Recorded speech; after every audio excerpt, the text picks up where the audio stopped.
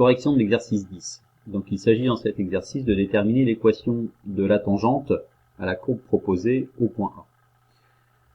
Alors en fait que cette droite soit une tangente ou pas, ça change pas grand chose, hein. Donc il s'agit tout simplement, graphiquement, puisqu'on n'a pas d'autres données, de déterminer l'équation des droites proposées. Donc la première tangente,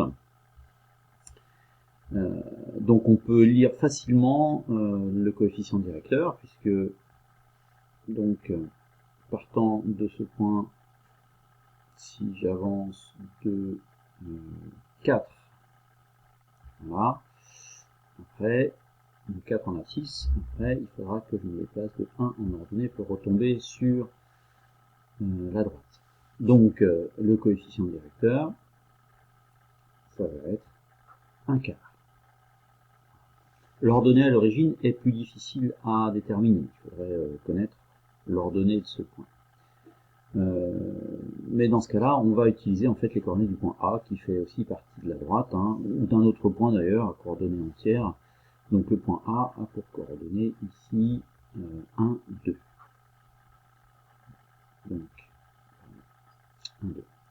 Donc je vais pouvoir calculer l'ordonnée à l'origine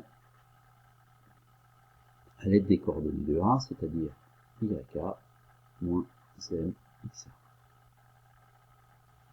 YA ça fait 2, M 1/4 et XA 1.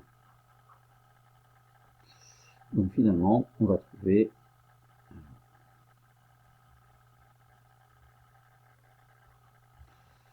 2 moins 1/4, 2 moins 1/4, et bien ça donne 7/4.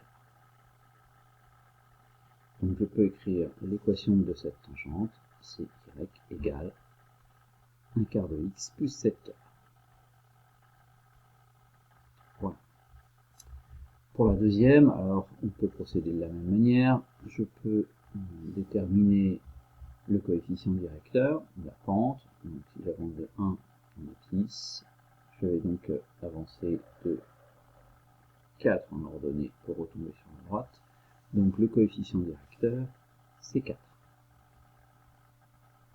Et l'ordonnée à l'origine, ici, est très facile à lire. Il suffit de lire l'ordonnée de ce point-là, c'est-à-dire 1, 2, 3. Donc P égale 3.